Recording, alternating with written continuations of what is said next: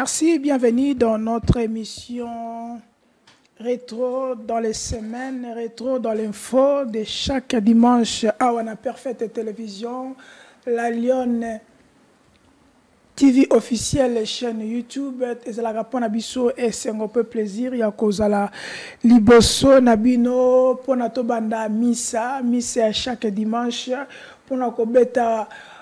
Ba rétro, ko actualiser, ko analyser, ko critiquer, ko proposer.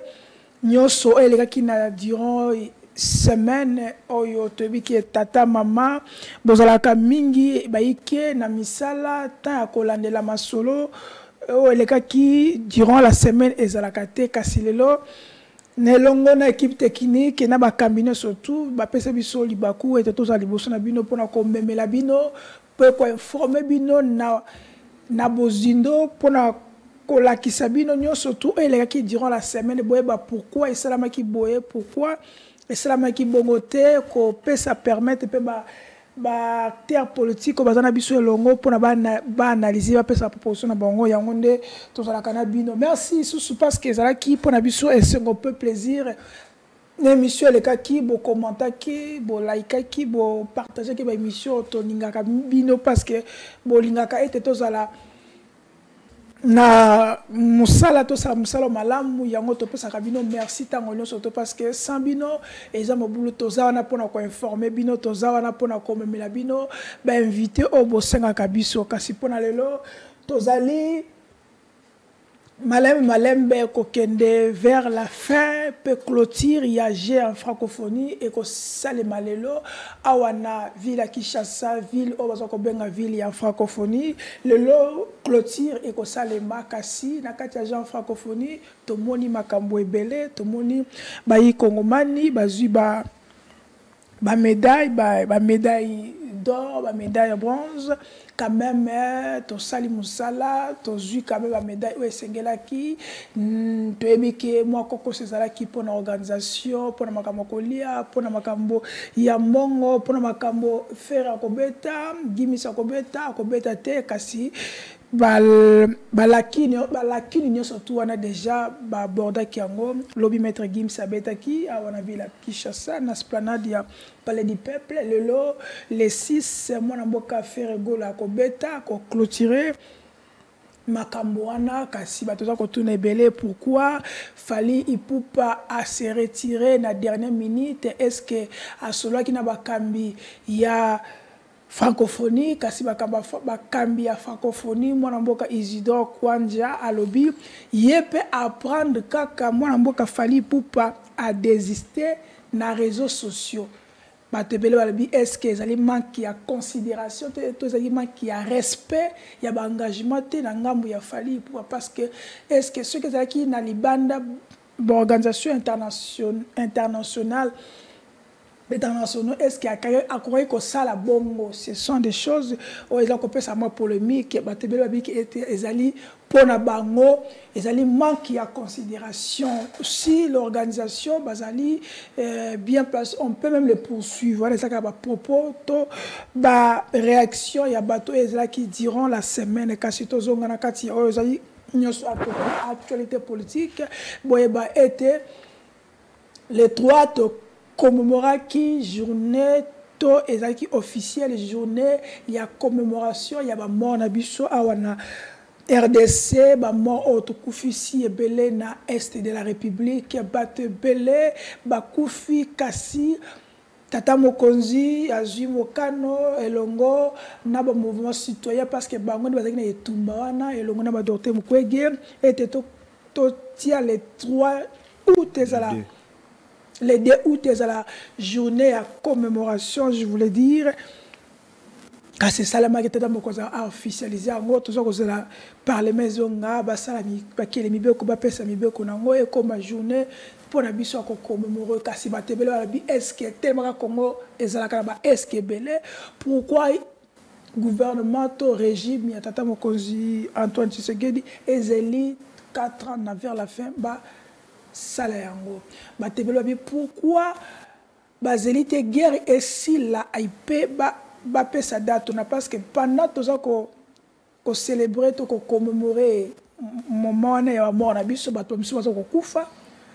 Est-ce qu'il fallait pas arrêter na guerre et poto pesa date wana comme il faut et ça ka bituna to ko tuna kasi ba invité ba na plateau to ko beta masolo yango mwana mboka matata ponyo asala ki déclaration na hier durant la semaine à lobby était gouvernement en place bazali na diable na bango na ndoki na bango atambola na bango jour matin midi soir comme on a ye taux d'échange au bango bazo kokokate kasi docteur et économie Vital Kamerhe baki ke taux d'échange eza ko kita kasi ekitaki kasi ndeki tozo koloba bo e matinde lisusu ba imboka bazo komiye bate basimbe pa nani bakende pa nani eza ka mituna oyo elegaki durant la semaine kasi tokosisa na likambo oyo ya seni alansaki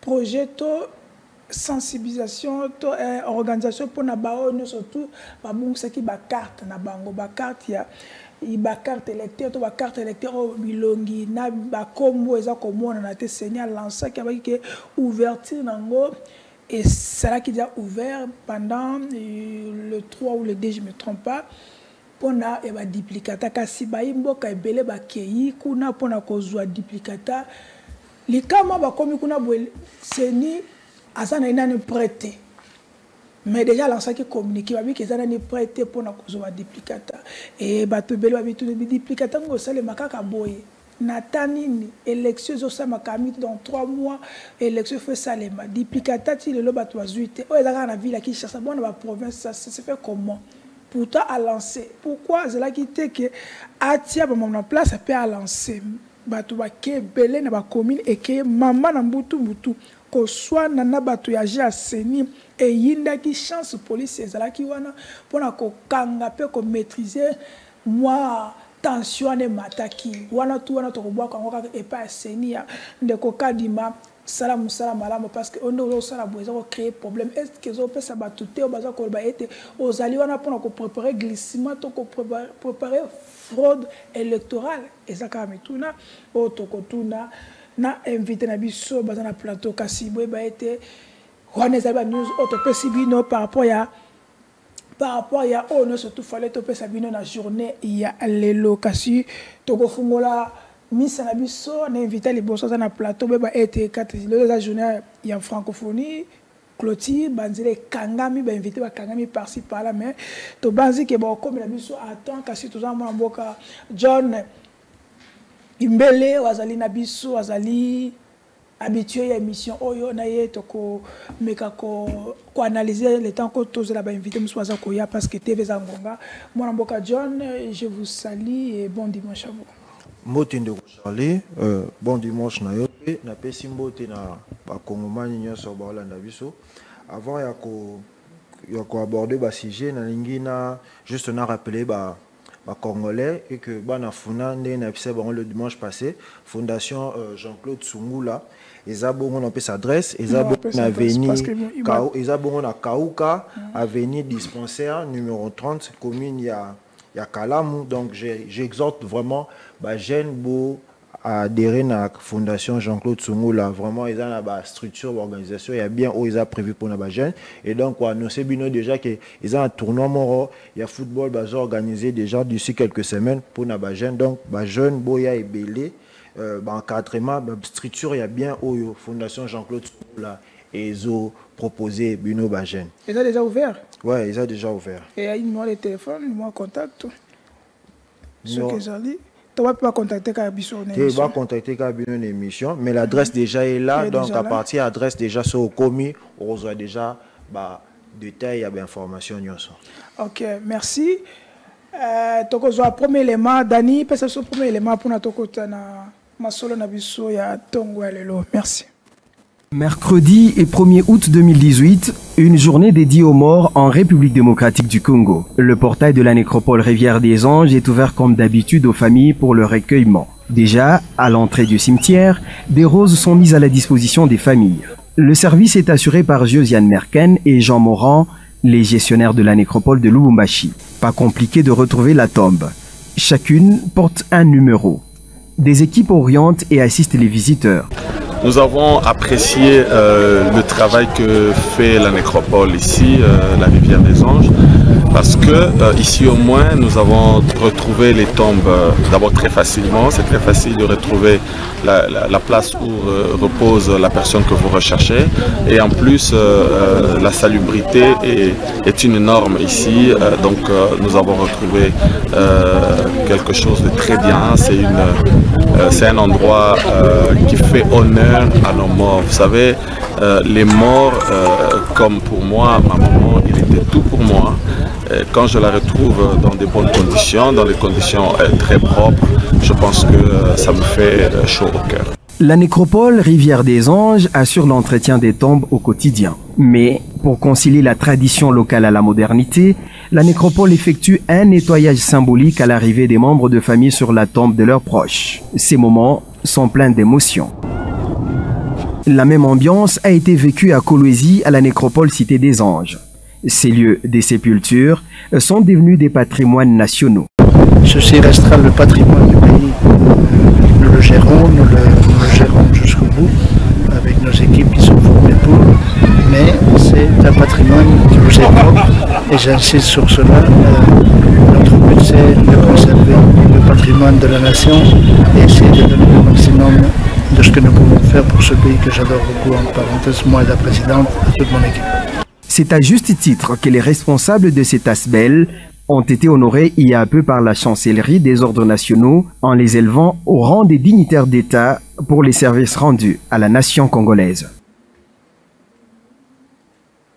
Donc, John, omoni ezaki journée ya maman, mes parents, yo okendaki kotala mwandeko mwanini na cimetière na biso ya Kinshasa, parce que wana autre place de l'action eza cimetière Lubumbashi, kasi bato ebele bakendaki na ba cimetière ebele ya Kinshasa, bake kuna bibembe ezomonana te, mete ba cimetière place okunda bandeko na bazomonana te, ba numéro ezokomonana te, il faut bwaka makasu, il faut ça ba cérémonie po emonana, kasi tomoni po eza poto te ya Lubumbashi tomoni quand même structuré, ba numéro ezali, okeipe, ba kombaka, ba bongisaka.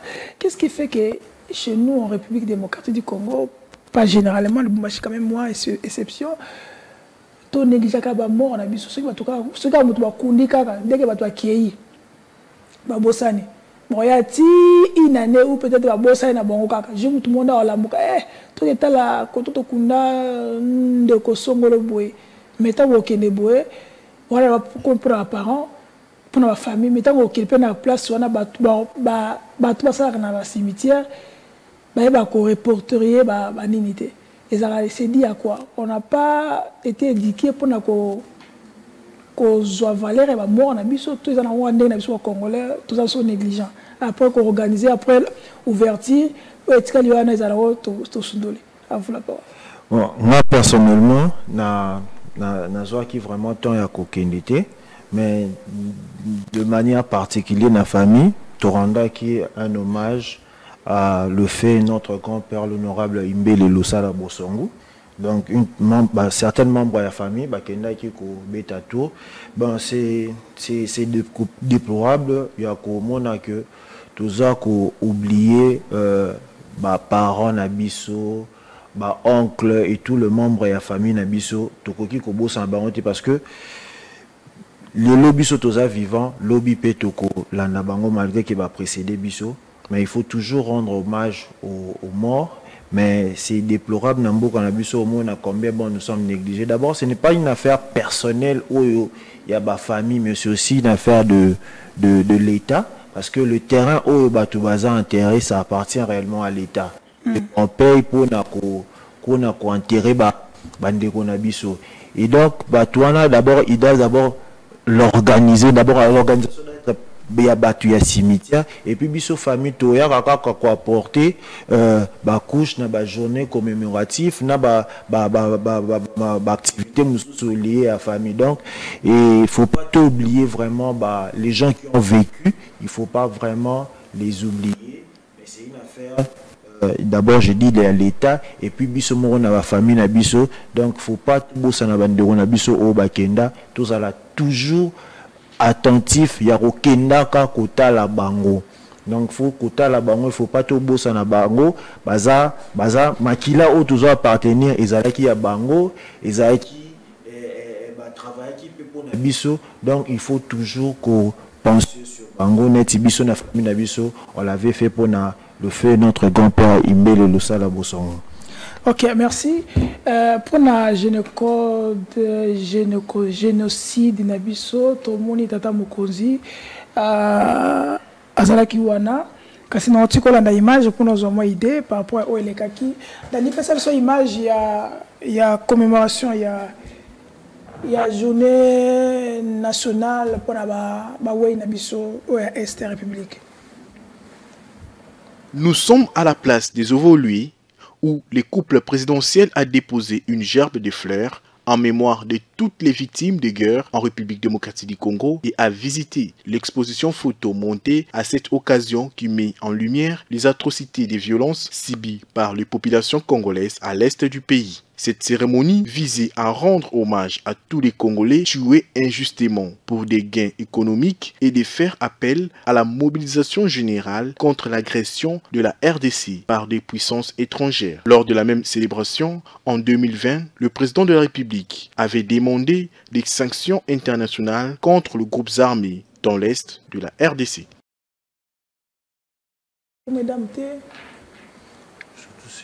Ok, merci.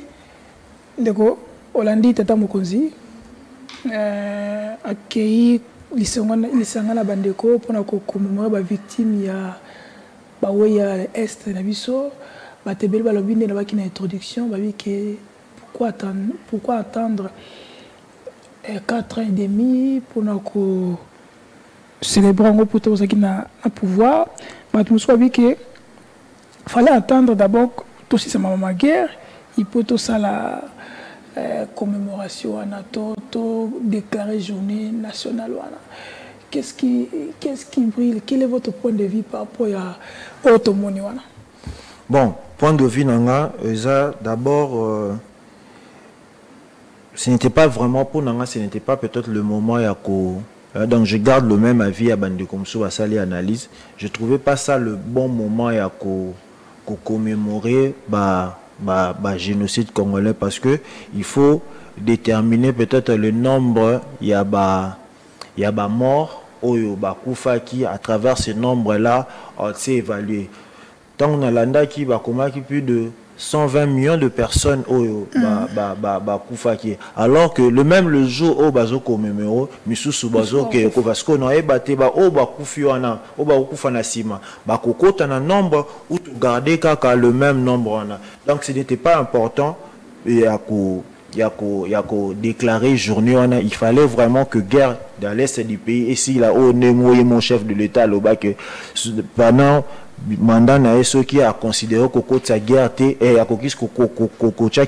donc ça sera comme si un échec donc c'est déjà un échec pour son mandat donc il fallait pas vraiment commémorer date où il y a les 2 août donc c'était pas vraiment le bon moment. Donc je partageais même propos il y a docteur Mukwege a dit que commémoration pour na nini parce qu'il va toujours le même jour aussi. Oui, non, partager le même avis. Et puis, non, quand moi, que Bino Bozo célébrer journée sans pourtant que l'homme a participé, n'a pas plusieurs femmes au bazar qui violées, plusieurs femmes tuées, tout ça. Oh, il y a banda qui comportait soutien envers Bango, qu'on traitait Bango, et que Bozo commémorer moment sans même que Aïe a participé. Donc, ce n'était pas vraiment le bon moment. On a organisé ça dans la précipitation. Pourquoi mais qui m'en ne côté alors que est la République démocratique du Congo ils ont continué toujours coller là. Je comprends d'ailleurs qu'est-ce qu'on devait faire maintenant.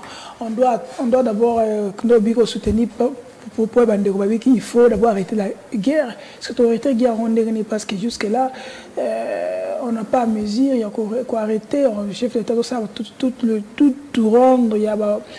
Il y a des partenaires pour soutenir, dénoncer, mais quand même, l'Union européenne, les États-Unis, Noro Charlie, il fallait que c'est bien dénoncer, c'est bien. Mais si autant que vous dénoncez Bissomoko, apport na Bissomoto Salinini pour que Gawana est ici là. Nous avons une armée. Ce que vous avez la ligne pour nous doter armée na Bisso na ba matériel adéquat pour permettre à Bisso to si sa guerre wana. Tous en pour ça si sa guerre wana, moi je dis que peut-être le chef de l'État est en complicité na Rwanda parce que yemoko abengara ba Rwandais, ba frère, ba partenaire a signé ça bango ba contrat sur état de siège et que jusque là état de siège au apporta et a donné exactement et l'autre côté. Ministre de la Défense il a dit à Sionné non comme tout même ba tout signé sous contrat mususu na Kenya ya ba mais armée et essayé et apporter solution à Tiki. Jusque là rien n'avance. Donc rien donc ce signé na Uganda rien n'avance. Comme rien n'avance, il est temps pour lui de laisser le pays na Batumususu où ils vont apporter la solution rapidement et que Kimia et Okota na sol congolais à jamais. Donc Azako Tatone Azo Kokanae pour apporter solution mon côté, il est temps de laisser. Mais pouvoir ceux qui et ceux qui m'appellent Salami, il faut qu'on Salama. Bon, Azo préparer coup, il faut gagner l'élection à tout prix. Voilà au monde en a cas d'immanence, même l'entrée de jeunes, il y a une émission au Loba qui à propos, il y a carte électeur. Tout un désordre, tout autour, il y a Séni, ils ont rassuré tout scrutin à Malamouté. Donc, le chef de l'État va essayer avec sa Séni pour comment avoir un deuxième mandat par force. Tant que Dr Mukwege Azolobaki, le chef de l'État de la République démocratique du Congo a sorti médiatique Nabike, Azaï incohérent. Azo dénoncé M23, Azo nommé ancien cadre de RCD. A cité Batebele, à Tanguy, à Binatibé Mazaki Rebelle, à comment ça s'appelle Mboussa Niamoussi, Bazaki Niwana. Est-ce qu'il y a des torpillés sur ce sala, Tata Mokozo Sala? Quand même, il fallait quand même qu'on félicite. Est-ce qu'on doit revenir encore en arrière pour condamner chaque fois? Chef d'affaires ceci, chef d'affaires ne pas faire cela. On était qu'ils allaient qu'on s'appelle ici. Noro Charlie, parce qu'on est chef de l'État, Fandi à la un bon matin. Na paraphrasé un donné à l'Obabi. On se réveille pas un bon matin, on se dit toi un plateau de télévision, qu'autant à combat Tshisekedi, Bati, tout ça. Non, on se réveille pas un bon matin pour nous temps. Ils se sont décidés de servir les pays et on les a placés pour nous servir. Mais lorsque Tozomoun est Laura Malongate, on doit quand même dénoncer comment un chef de l'État congolais, il a dénoncé que Rwanda a attaqué Bisso, mais tu donnes des avantages à Rwanda. Ozu bato bazaba Rwanda, ozo nommé bango. Ozu bato donc si on te fandi total, on va comprendre que non, ozo en complicité na bango, ozo tromper peut-être à Bisso. Ozo en complicité na bango. Donc il devait nommer les bonnes personnes, donc les Congolais, il faut défendre leur patrie. Tant que Bango Bazo s'est préparé dans le cours, va se créer une loi pour nous dire que de père et de mère. Pourquoi on va faire cette loi? Parce qu'on ne veut pas que les étrangers viennent dans le cannabis pour qu'ils aient ça avantage dans le couloir, dans Bango Moussoussou. Si quand lui, il nomme des étrangers, Tolobani, c'est lui-même qui est en train de comploter pour la République. C'est quoi Tolobani? Donc le chef de l'État se complote avec les étrangers, avec les gens qui sont contre la République pour que menacer Mboka et puis à essayer de donner la stratégie, à donner la faute aux autres. Il faut donner. Non, c'est rappelé, Nabo Saïn honorable Moro Abi a quitté INC parce que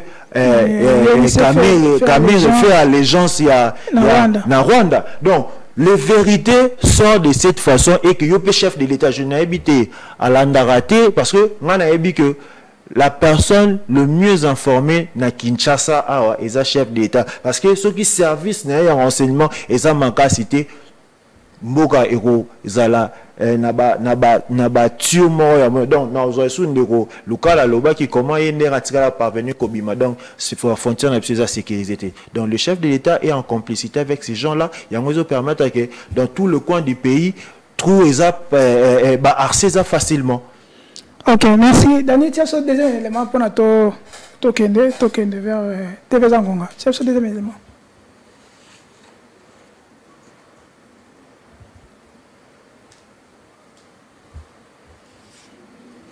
Dani?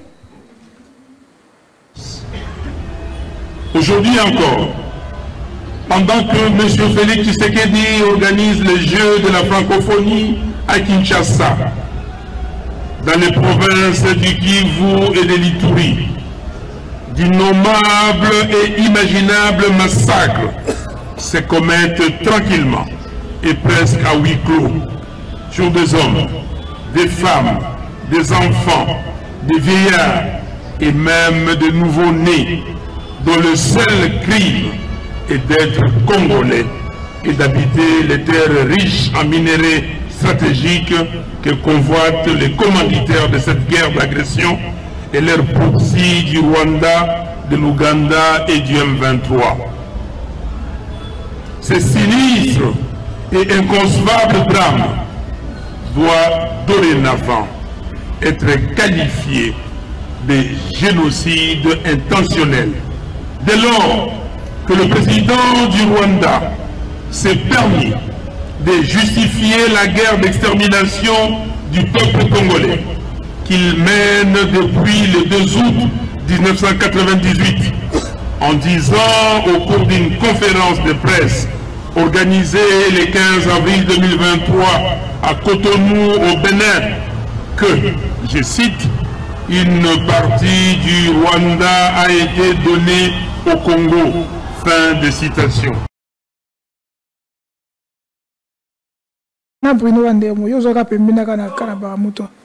Merci, Ndogodani. Pour l'élément, il faut toujours faire signe avant de zonga, parce que TV Zali, hors des alliés. Dès que Martin Fayoulou, pour la commémoration, Kaka, a eu un propos très grave. Toujours une accusation. Est-ce que Fayoulou fait un peu trop?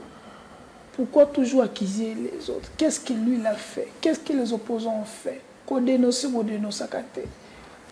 Qu'on condamne Rwanda, qu'on condamne à côté. Vous avez chargé le gouvernement. Mais le gouvernement est en train de faire quand même un effort. Pourquoi toujours Fayoulou a toujours un propos à beaucoup? En fait, on a évité. Est-ce que c'est réellement le peuple congolais qui parle ou c'est la majorité qui parle? Il faut passer Toyeba. Parce que moni tant que je me dis opposé, attends mon téléphone nié même marque nango. Non, marque le téléphone ils téléphone mususu. Donc si les gens dénoncent quand on est lobaki, on se réveille pas un bon matin par plaisir Tobi Nabiso que Tshisekedi ne fait rien, Tshisekedi nous ment, tout ça. Non, on se réveille pas un bon matin. Ce sont des réalités vraies. Oyo tozo loba. Nako bima, stong bato abi que bazui salaire à fonctionnaire, ba gelé en pour la francophonie. Oyo kuna alengeti passe à la télé pour dire non, tozaki na contrôle. Donc, Moutou cherche à protéger son camp alors que c'est la vérité au Ezolo. Jusque-là, les gens ne sont pas payés. Pourquoi? Mbongo Izawapi. Mbongo Ikeyuapi. Bino Bolobi. Alingue ta bien mbongo foutu déjà. Non, ba foutu batuta. Ba foutu batuta. Ngana tongo la eza tonti na ngamo na tanga ta komone maman nanti, ay sanga bibino boke na la mission. Bo ça ba salaire ba fonctionnaire ba foutu en colonie. Si wa kosi biso tonné. Parce que là qui alingue ti alobi ke il est papa, ils sont là pour mentir. Bazoko ça. Siko autant biso tozo dénoncer pour dire que ces gens-là nous mentent, biso lo ba ke non, batana bazoko ça te biso ndem tolo ba vérité. Le chef de l'État comment ils peuvent nommer les étrangers à la place de nommer les Congolais? Pourquoi travailler avec les gens qui sont contre les pays alors que Yomoko Ozo dénoncé Bango? Qui est étranger? Qui est étranger? Même la nomination au la dernièrement à Lobby Lobby, Bato a nommé Bazaba Wapi, Bazaba Congolais. Ils Congolais. Non, Baraba Congolais, Banaki de Koro Altiki Kamere, Azongi Ake na IDPS. Alors dit que Kamere fait allégeance au Rwanda. Parce que toutes ces vérités là donc Faïl Loubazueka tellement qu'il est radical dans l'Anda papa Molaire dernièrement dans l'émission Maman Paulette. Alors dit que opposition de SLS. Parce que pour représenter l'opposition, il faut représenter l'opposition d'Eni. Il faut tout ça opposition au peuple tchèque, on a ça là, bouca, parce que opposition tellement que nous sommes que dans le critique, nous sommes dans l'analyse, nous sommes dans les idées, les bonnes oppositions. Il faut panza, peut-être panza, puis on qui non, bateau, basa la coup d'état ou bien. Opposition peut-être, bien ça là, ça ville morte. La ville morte,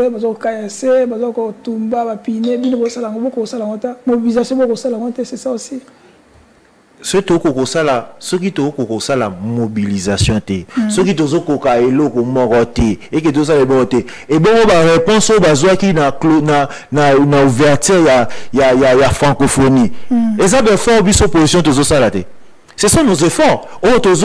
Éclairer la population pour nous savoir que ces gens-là vous mentent. Batouana bazoko sabino baza juste cas pour n'avoir intérêt na bango personnel. Ils ne travaillent pas pour vous. Si vous bango balingi tout ça l'année, tout banda robuka, c'est que photo ça. Biso to là ça monka stratégie différemment ya o biso, ya o biso tozo ça la lelo. Tout ça là o te papier tient na sala qui exacté que parce que faulu la utaka na IDPS ne balobaka non azobima na stratégie IDPS non. Tout changer kaka malgré peine de on a moyen de accompagner de côté de Romanix Sanda le Barakala Matata ne fera pas l'opposition à Panza bis ya Transco parce que yende muto atiki ba bis ya Transco te bon ne ceux qui nous ont landa moi be mission so sala non sentir déjà que ndeko ndira tengami alors qui quand même faut féliciter tata Mokonzi année comme année ba balia 3 fois on ndeko Charlie on pourquoi nazolinga peut-être n'aller pas dans un parti politique. Ça c'est un jeune, hein? Oui, pourquoi nous avons parce que je m'étonne au Manix, peut-être qu'on a dans la télévision, Manix critiquait tout du chef de l'État. Mais non, comme le cas, pendant son mandat, ce que j'allais peut-être comprendre, mais quand le chef de l'État est en exercice, mais Manix Andouki a dit sous féliciter. Au moins, qu'il y a un coaching à trouble. Mais au moins, je ne parce que moi, je maintiens ma position. Je ne veux pas aller dans un parti où. On comprend que nous sommes dans le bas, peut-être le Kouta, attends à mon abilité, à Tali, à vérifier, il a eu des informations que. C'est que photos ont la loi électorale en 2006. Oh, les indépendants peuvent aller être des candidats comme ça, peut évoluer beaucoup.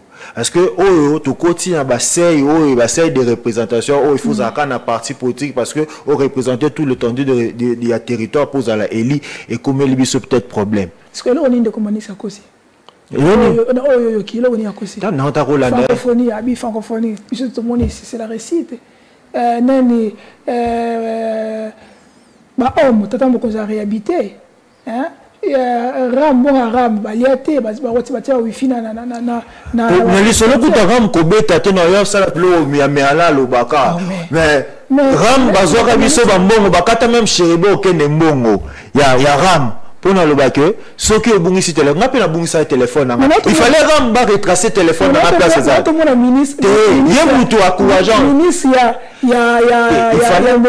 fallait qu'on retrace téléphone. Il faut retracer téléphone à Chéribo. On va retrouver téléphone. Mais on a su qu'on va retrouver un maïkasi. Va retrouver un Chéribo. Des dossiers. Bon, le téléphone. On a bien des Manix à commune déjà côté ngama a changé na position. Oh, mais il y a Zaki a tout créé sous le réserve de change. Nyon c'est Zaki Mabé tout ça matimbo le kutate abandé ko louer au matata salaki. Maintenant comme on a même plateau matata no ba dire que les efforts c'est fait au niveau économique de bon et mati tout ça. Non comme on de Manix ça le ba bloc wana. Donc ils a tellement mawato pasi ya romona régime oyo ndenge ezomemela ba congolais et que biso on est prêt ya roloba non et on dira non. Mais que les gens a décidé les alliés médiocres Azi bo ça bilo mo médiocre bo baby ça ba décider ça à tundu kamita tu okende bazakana pona ko tropier d'abord ma ponami ko baby ça mboka quand même tata avec tata mokozi a fait l'effort il y a l'accent à battre surtout que tout ce que les opposants disaient que c'était faux. Est-ce que Alassane a raison? Bon Charlie, n'habite soit n'habite peut-être ceux qui sont baqués, opposant bangiba baby ça processus électoral ba kamita tu ba to tangi carte nanga de lecteur na ebiso carte de lecteur na condition nisa na Seigneur le bill 2 a toke na ba rôle toke na koza ba duplicata to ziba duplicata est-ce que bo garantir ba toucher il y a compétition il y a bien tout bon là ça toute compétition moi déjà triqué au départ. Banalise combien les gens voient ça là, même ceux qui n'ont appel d'offres, il y a acquisition à marché pour na bakuba duplicata. Kadima ayebi maram il y a ça là qui ce que comment un blog aboyer sur une sa faute et pas bateau. On peut sa faute et pas bateau hein? La faute revient à la CENI et tout le monde doit la CENI doit assumer ses responsabilités. Kolobake bateau bazo préparer élection, tout le monde veut les élections, mais on veut les élections où ils sont clair, avec toute transparence, avec transparence que non, où a gagné, pas proclamer, où a gagné, proclamer, mais ça que où a gagné, pour déclarer président. Ok, non, la carte duplicata, non? Oui. Ok, non, le 2 on a 6 heures du matin.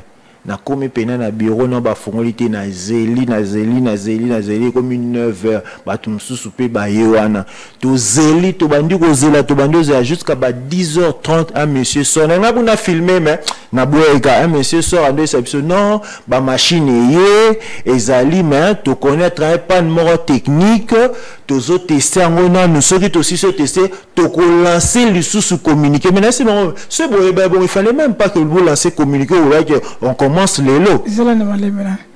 Alors la machine est oui la machine est allée. Après le bisou bazo tester ango.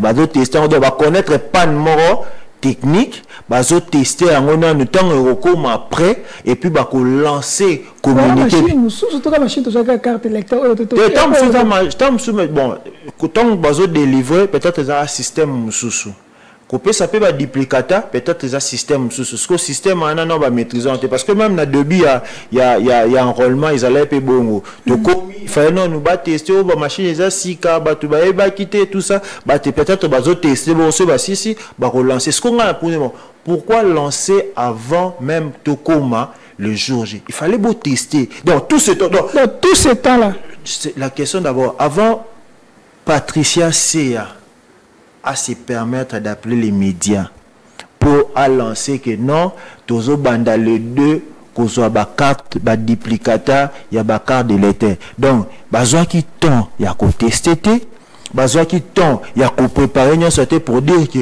OK on commence. Donc il y a une chose que on veut est-ce que tout ça vraiment la CENI nous rassure d'aller aux élections ou la CENI nous trompe qu'on va aller aux élections. Donc, question qu'on a se poser. Donc, la CENI ne rassure pas. Voilà pourquoi au monde que Martin Fayulu veut se montrer déjà l'aigle. Honorable Nani, Daniel Safoloba, a déjà aigle. Il a déjà vu le mal de loi et on a Zobandarobele là. A beau il n'a pas participé déjà à l'élection. Avant que Toko Maton Seigneur ait dit que non, ou à l'obayi que glissement vocabulaire na bango or ils ont fait déjà partie dans vocabulaire na bango que il y aura glissement et quoi donc ou soit bango ba n'habiter peut-être tant habit ça ne fait pas partie de leur vocabulaire peut-être ba ko utiliser vocabulaire moi ya glissement ba ko utiliser mususu yango na habit que non glissement ne fait pas partie de leur vocabulaire est-ce qu'on doit ba qui se supposons vous connaît non faut pas lancer tous est-ce qu'on communiquer. Donc, tu as la communiquer sur la CENI que non, tu as la carte de lecteur, c'est en ce moment-là que tu as. Ok, merci John, merci Dani. Dani, peut-être seulement avant Souka, pour ton dossier Kinshasa, Ngobila, Maka et Godempoy. Ok. Kinshasa connaît ces jours le phénomène de parking pirate des automobiles. C'est un constat. On y trouve des véhicules vétustes et parfois neufs abandonnés. Dans certains coins, de ces avenues, causant l'insalubrité suite aux déchets que l'on jette aux côtés de ces 10 véhicules.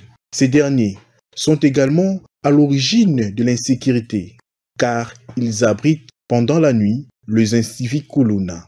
Les images sont prises dans la commune de Matete, où les automobiles sont abandonnés sur les artères publiques, causant même des embouteillages en empêchant le passager et d'autres automobiles de circuler paisiblement. Les autorités sont invitées à prendre des décisions nécessaires pour que l'opération Kinbopeto se répande dans tous les coins de Kinshasa. Merci. D'accord. Tout le monde va parking pirate. Kasi lelo toujours na un problème au gouvernement provincial bazo ki mbongo ya bato. Mbongo oyo fa bato na parking. Ti lelo mbongo oyo mbongo wana ba ya parking et mbongo na te. Bato na komo ko lobake. Bato na ki ministre provincial ya transport avec mbongo ba sala ki yango ba transport na mususu. C'est que le gouvernement provincial oyo Kinshasa non omona ngo tozokende nango wapi wana mbongo oyo barekoltaka ya baparking wana ville ya Kinshasa ti soki balobake bamotard baosenga putu nani président bamotard national je crois ndeko Chibangu si je ne me trompe pas comme ça adenosaki que il va faire ça contre nous parce que bon on a pas ce qui ndaka et banakate tant à dénoncer on a même voulu les poursuivre mais ba kanga écoute ndeza bazana batani il ne veut pas nayo est-ce que gouvernement sérieux aux gens va compatriotes nayo otoni parking était ba tunio ote bon on a na tsoto na mamsusu visa mamebele parce que bon bozo récolter à chaque jour il y a parking ezokende wapi ava to kota dossier ngo bilana Jikoko. Nero Charlie, omoni honorable Mike Mukeba et Azara, visionnaire de le début à législature ou l'Assemblée provinciale. Mais, tous qui peut-être chance, il y a qu'on confirmer réellement mam oyo, il y a banda qui kolobate, to ko vérifier. Lelo, Adobi Makaka, l'homme le plus intelligent, Nabamonyo Sotomona. Est-ce que c'est d'abord normal yolobi que aux autonga ba parking autongité? C'est pas parce qu'il n'en bon. Mais les gens ont contribué. Parce que aux humains wana bossa pour boké nango peut-être yango nemba fongole nango ACP ça plein à stade de martyr. Ou yango nemte comme ici ACP meilleure partie dans la République démocratique du Congo bambongo o nyoso bazuya batona o balia salaire. Donc pour dire que APK, gouvernement provincial, tout gouverneur, va travailler dans la complicité. Parce que il fallait pas contrôler le gouverneur, na gouvernement, qui assemblée provinciale. Donc, assemblée provinciale, na gouverneur, ça là qui complicité na bango pour na ko escroquer ba mbongo ya batu. Et lelo, tala nenge ba mituka eza ebele na balabala. Place à Rochango yate baveni, c'est presque dans tous les avenirs, sotamoi dans tous les quartiers à République démocratique du Congo. Au coup à miso sukutu ba misaleli ba parking bango moko dans mutumo dans la moi 4 5 voitures na emo ke na kubula azu na moi quoi moi be afandi songo na veni et au kangi aveni mobimba. C'est quoi d'abord le bourgmestre Moussa na bango nini il faut qu'il y ait des bonnes élections réellement, même des bases, il faut ça, élections municipales. Il faut que l'organisation nase les matamalam pour que tous soient contrôle yamaramboana nyonso. Mais hélas, tout s'est fait dans des ordres, tout se prépare, on sait que les mêmes personnes, babima, les mêmes personnes, bazon ça la complicité na bango, ya kolia kambongo ya. Il y a l'État pour que intérêt n'a pas personnel et puis tant bana c'est la population qui en subisse alors que c'était juste des individus. Est-ce que ndenge bon fait un parking et qu'il n'a pas mon sous la population doit faire quoi? Il peut poursuivre le gouvernorat il fait poursuivre le ministre du Transport. Qu'est-ce que la population peut faire? Mais la population a désigné des personnes où il va représenter. C'est ça la loi qui le dit. Constitution abusée. Constitution PSI et PSI population pouvoir nous sauter à agir yemoko. Et PSI population pouvoir y rotinda batu et que les gens là en ce moment va représenter bango valablement na ba au bilo où il faut bango ba bénéficier. Mais lorsque ces groupes de gens et communes en wenge baso kabalani, la population reste malheureuse. Quand la population va appliquer peut-être en utilisant l'article 64 et comme à peut-être atteinte à la sécurité de l'État. Ok. Ok, Ngobila. Na Godon Poy d'abord. Godon Poy, tu sais que tu as battu. Réhabiter ou réhabiter. Tu as battu. Quand tu as vu qu'il y a là, tu as réhabité. Voilà, APK, Assemblée provinciale. Il y a des gens qui ont document sur ce qui est réhabité. Dans la Cour constitutionnelle, si je ne me trompe pas. Entre bon balai, nanazo ko sa population. C'est Godin Poy, l'homme il a 15 diplômes, tous allés gouverner de la ville. Ou ils allaient APK, Assemblée provinciale de la ville de Kinshasa.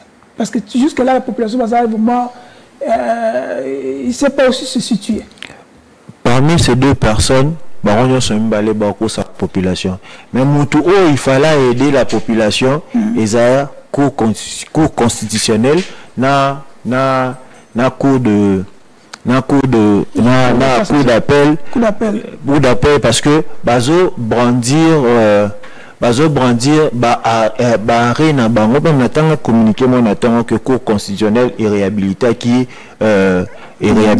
godé parce que nazomi tuna comme cours constitutionnel a ça la peut-être communiquer pour affirmer réellement que a réhabilité parce que boye c'est flou côté junior de malemba à l'obake non bazar abimisi document que bango bazar saisité côté écoute total là qui bango bazar saisité y côté saisir ba qui total ba vérifier et c'est comme un théâtre il faut que tout ça d'habitude n'est pas ça. Donc il faut que la cour constitutionnelle et la cour d'appel faire un communiqué de basalango na liwa ya chérubin. Donc basali tout un communiqué pour mettre l'opinion au clair que non, on n'a jamais rendu un arrêt en faveur de Moutoutel, Godé Poy et dessus pour dire bon tout ça. Donc c'est la cour maintenant à jouer peut-être au rôle. Ceux qui la cour à ça la montée, donc juste là toujours vivre na mascarade mort, bon tiens même pas.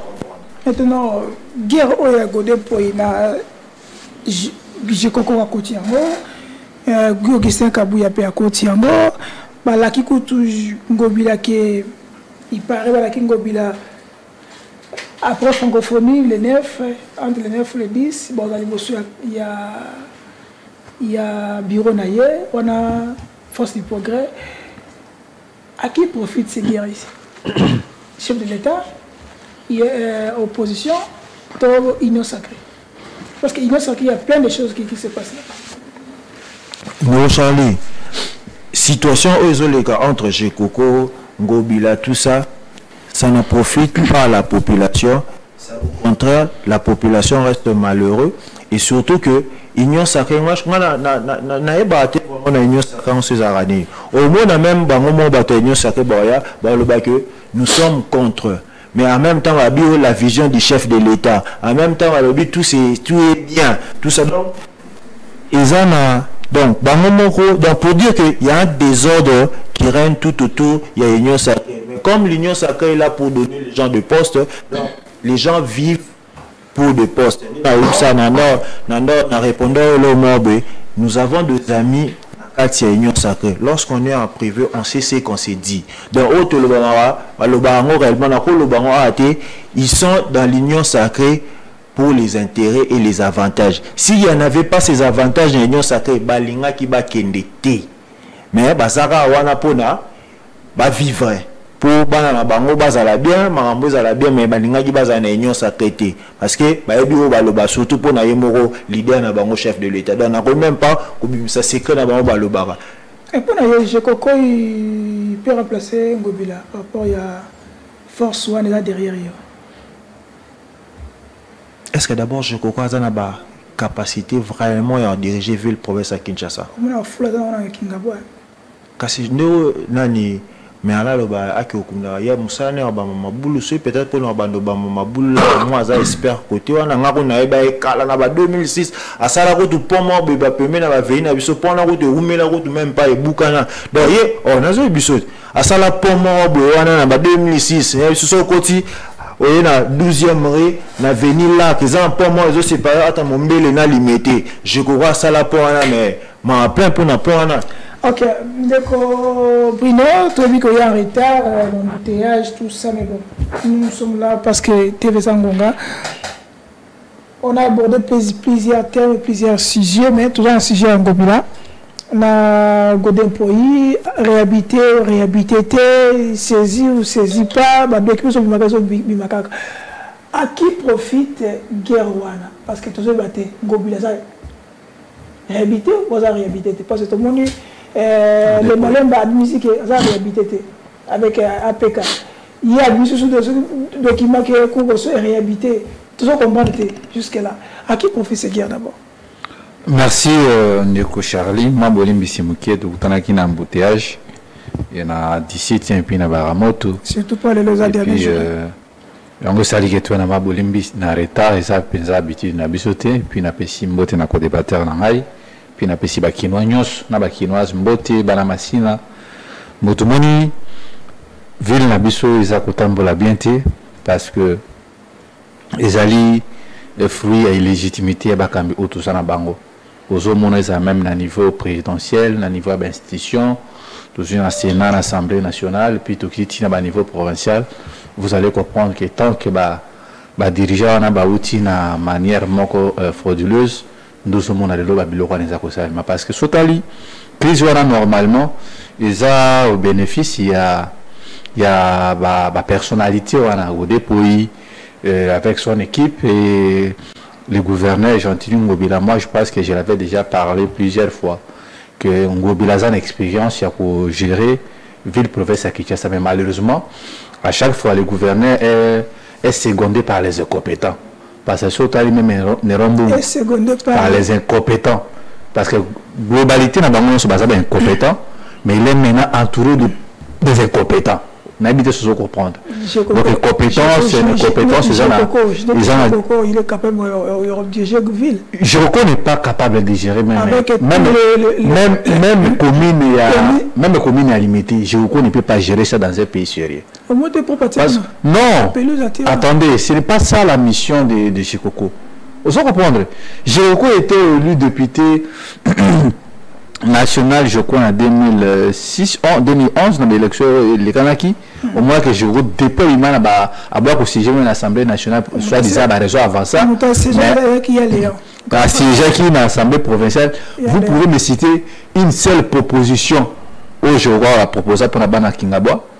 Les Chiroko les a reconnus par rapport à ma camarade la musique na ba kulutu na biso Francis Kalombo bato bazaki na siège wana ya ba musicien autour ya jibe ya wenge koso ya monde sali ke ba Chiroko bazala.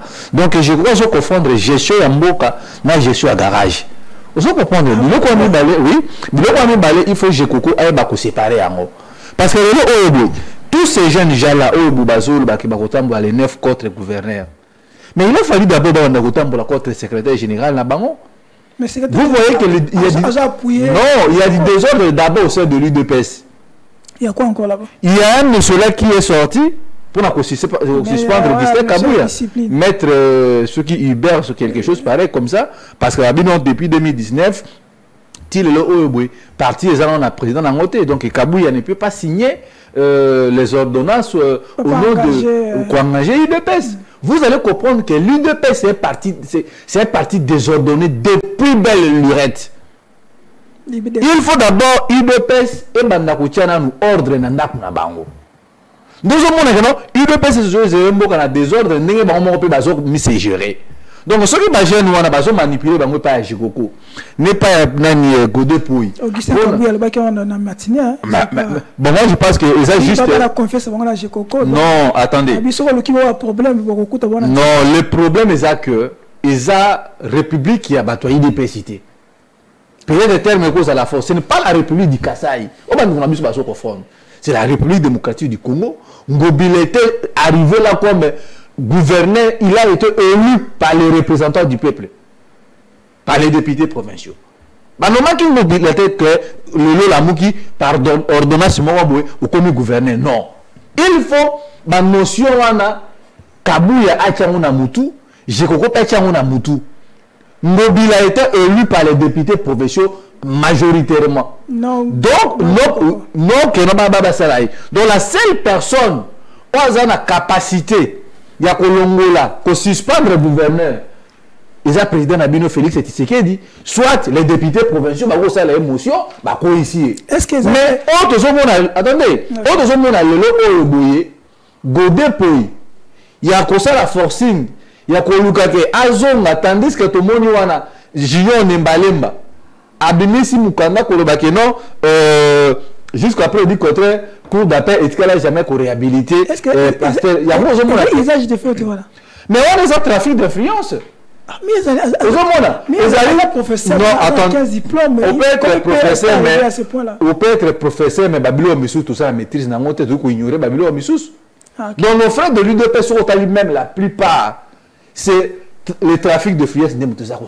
Parce que je suis Kassayen, parce que na solakana mukuzamboka, parce que na une bonne relation na président de l'Assemblée nationale, na une relation na ba autorité amboka, il y a aussi mon allo oyeboye ma peka et ça ko sala bango. Qui encore l'autre là?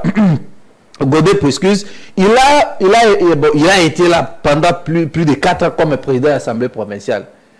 Le plus grand chanteur en Ngobila c'était Godé Pouy. Même Abungi Awabo Godé Pouy banaïko le gouverneur fait bien son travail. Donc, on a besoin de la force et du progrès. S'ils veulent que les choses puissent changer, il faut que nous moutou et non pas à Mobila. Parce que vous allez comprendre que même les jeunes ont manipulé pour 5 000, 10 000, 10 000, 10 $. Pourquoi pas que les jeunes la plupart des jeunes ont du progrès. Ils ne sont pas, ils n'ont pas eu du travail. Babi que ils ont député Moura après ça bongo chaque fin. Bon on non du progrès qui structure moko ba sala qui on a quatre UDPS. Bon ils ont structure mais n'engue ce que bango bazola on ba commission ko moi et loko moko boya ya ba voyou ce n'est pas bon. Parce que ce que tout à l'heure, on a carte du progrès, je n'en ai pas moi des fois. Au monde qui diplômé, bazali, on a père de famille, licencié, gradué, mais ça va chômeur. Donc le plus important. Ah non, ne citez pas ces gars. Donc le plus important. Mais c'est lui qui est engagé. Mais je crois que là, le lot attache au PC secrétariat à IDPS, il va gérer quoi? Chef de table, c'est gars non, attendez, je crois que sur le parcours scolaire à Jekobea, c'est un parcours très malheureux. Donc le grand problème est Ali Awa, que nous avons sur l'IDPS. Il faut d'abord de 1, dans une période électorale. Vous comprenez? Dans 3 mois, Ngobila populaire, il faut bouiller Bango. Ngobila vice-ministre dans Mouka Oul. Ngobila gouverneur dans Maïndombe. Ngobila actuel gouverneur ya Kisasa Oyobo surtout na parcours wana je crois zo répondre na ba critère wana té mais ce que vous voyez mboka munene lokola Kisasa bo pesa je coco parce qu'il a de bonnes relations na nida mukwa tombolo parce que ça cousin à Kabouya parce qu'ils sont des Kazadi c'est faux et archi faux. Donc moi je pense que le 9 wana non parce que le 9 wana mandoko bazo tambola finalité na ngo siko kozani je comprends. Donc aujourd'hui surtout même la plupart sont commis humiliés depuis que l'IDPS est arrivé au pouvoir. Parce que là, on est dans ce Sabino. Les diplomates congolais, tous les diplomates congolais, qui soient accrédités à l'extérieur du pays, les ambassades, sont vérifiées, ils ne sont pas payés. Mais je vous dis, les diplomates n'a mis sur bazar impayé. Mais aux hommes que Babylone pour la nion sosiko boy et ça pour c'est n'engeli ni mboko ils a mal géré. Donc le problème est gouverneur.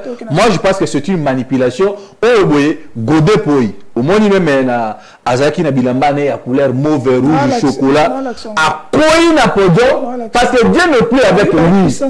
Puissance c'est ça non Godé pour Dieu n'est pas avec lui. Parce que nous kuna ressemble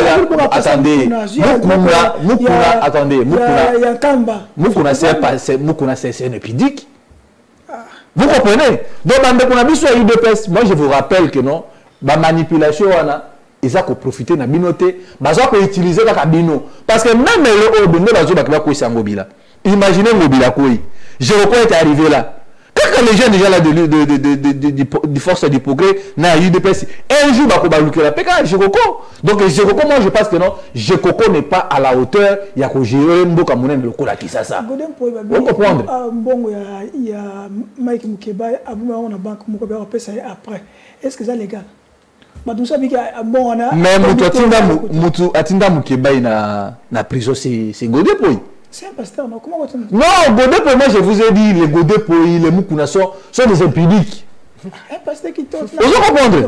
Vous comprenez que Matouana, Malati, oh, Baimani, papa Mani, Bilongi, Azezi, Bafo.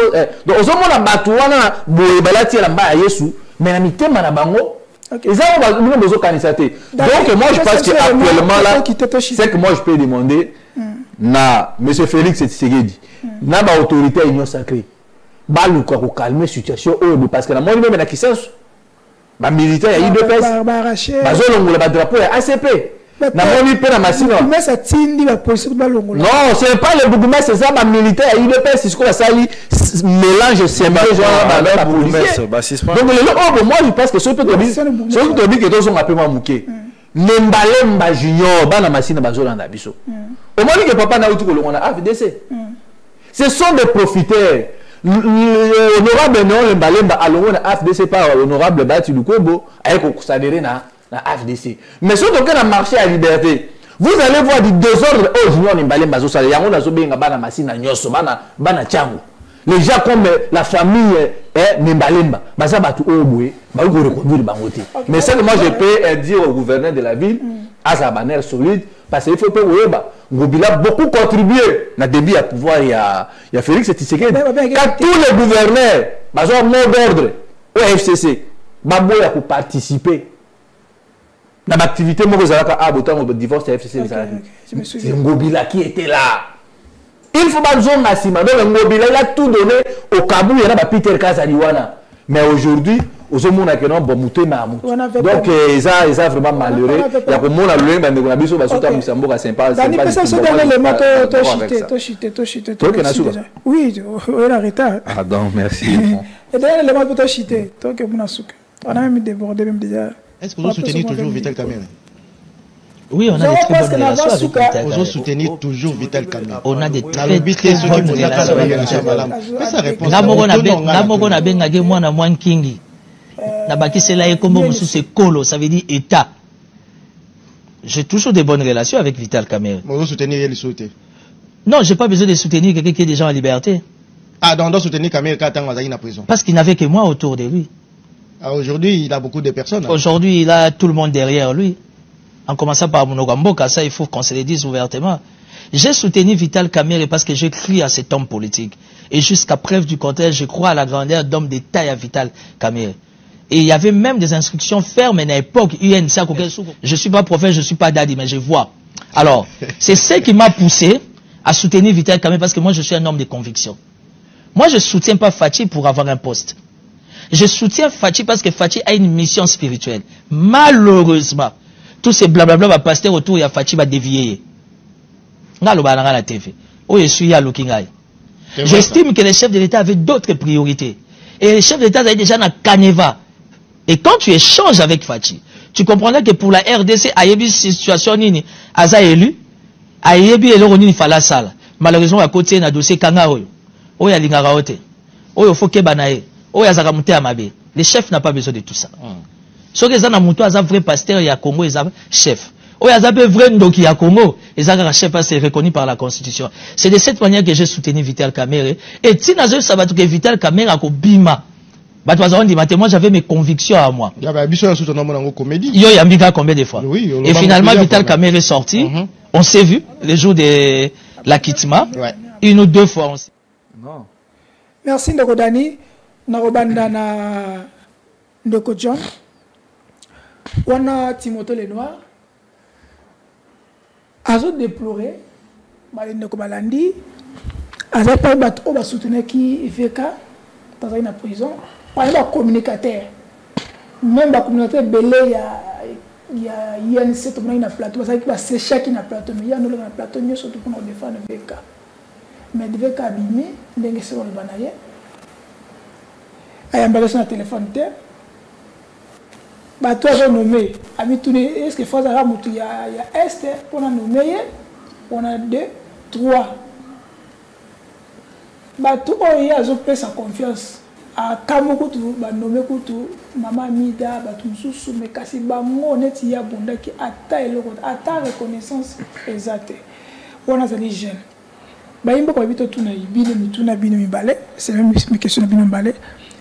Est-ce que les jeunes, nous ou vous les jeunes, vous ouvrez dans le milieu politique, vous avez la marchandise à vendre ou il y a propagande pour la politique ou la cadre ou les gens de Konangai viennent honorable et les airs le baquet. Kasi kuana poko na kasi kuana ezala timu ko kufa ndo ko na kasi kuana tant que bon bazawana kaka attaque Félix Akei tango soki tout ça est remplacé ou Matata Pogno ou Délice Sang ou Martin Faïl ou même Moïse Katumba yé même Adolphe Moussa yé kaka bango on va changer ba yé sous ta ba yona bino ba ça va communiquer ba communicateur ba no ba ba tibino sim. Est-ce que vous avez raison?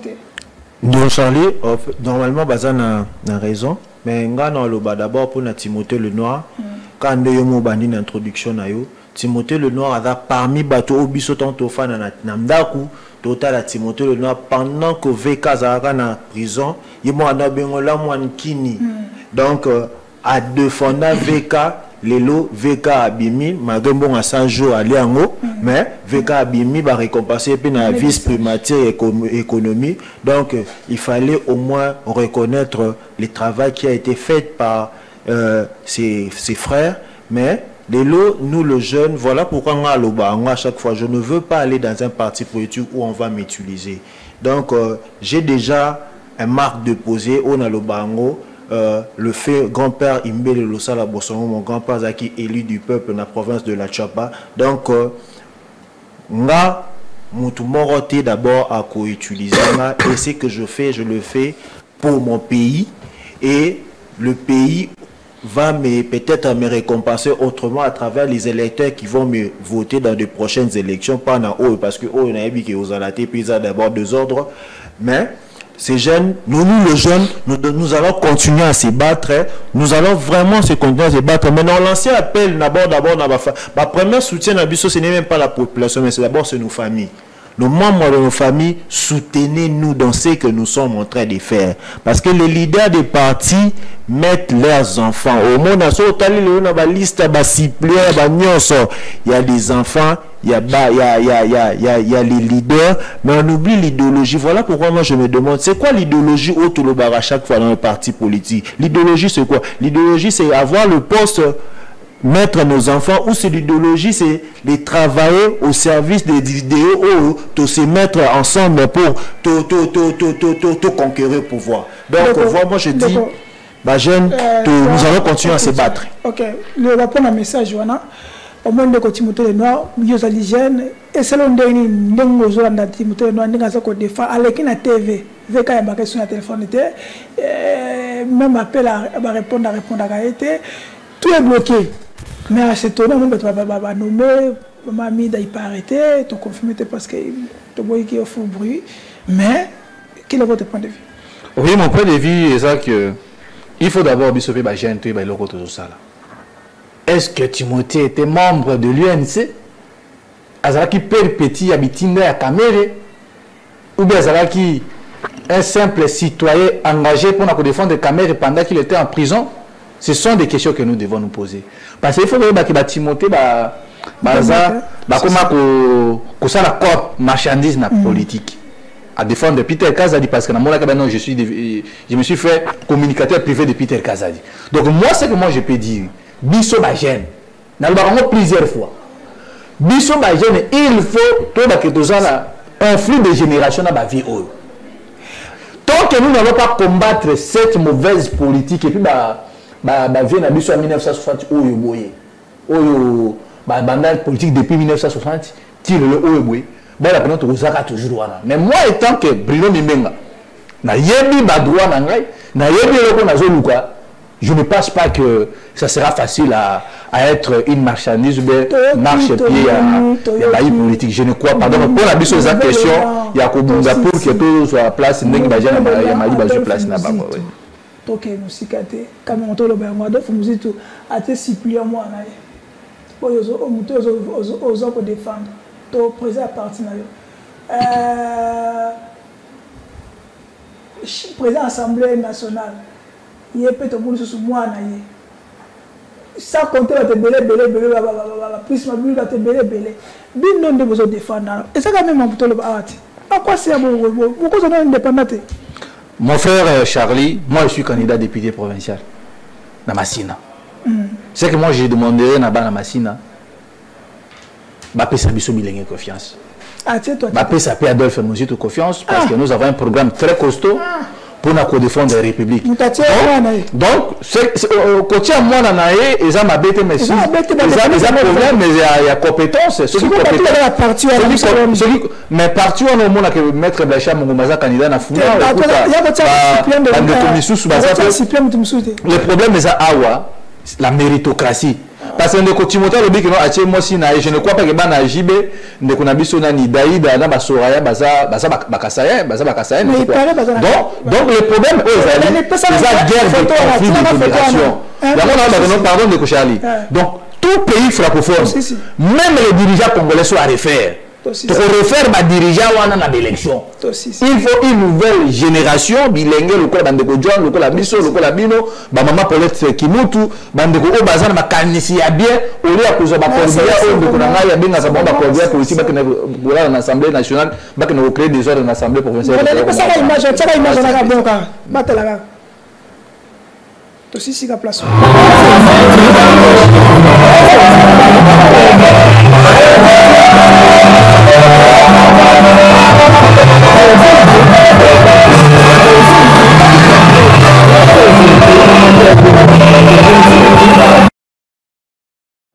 Photo na pesa qui wana. Photo na pesa mon image wana. Mais Godé Poedier n'est pas vers lui. Tina t'as le pasteur Denis les Sagotia na candidature. OK. Au moins photo. Au moins photo. Oui, na moi. Le Beloni. Ce sont les avatures du peuple qui se répètent. Non. De toute façon, le même chinois tout le monde a parti, il y a démocratie. Basali alliance communiste. Et là, on est caché sur l'image. Un mot, aussi, c'est vraiment. Un mot, c'est la dictature qui se cache. Donc, il dépasse encore sa mission. Mais oui, c'est pas un parti démocrate. Comment est-ce que nous sommes démocrates pour que nous s'associons à un communiste? Il faut que nous battions. Non, Charlie, c'est quoi l'idéologie de la partie politique? Ils ont réellement. Ok. Merci pour le soutien pour la présence de Awana. Merci d'abord surtout pour la Nabiso. Vous likez vos commentaires. Dans les commentaires, c'est vraiment la honte, c'est vraiment déplorable. N'habitez Parti démocrate, social-démocrate. Moussali, Alliance, non, qu'un parti. Communiste. Beaucoup. Mais les jeunes de Bouchari, message jeunes, je crois, dans les prochains, d'ici fin du mois, un mouvement citoyen, ça, le monde, résistant. Tout ça, on a déjà marché à France na RDC. Parce que vous avez parmi les éléments qui ont déclenché la révolution à Cannabis. Donc, ça a mis na Niger, na Burkina Faso, na Mali. Tout ça, ça va gêner. Il y a revenir dans le bon sens. Et puis, il y a l'IDPS, il y a du progrès. Il y a manipulation et pas à Chekoko parce que Ngobila a beaucoup contribué à pouvoir à Félix Tshisekedi. Merci. Tout le temps, à la prochaine. Merci Cécilia. Bye.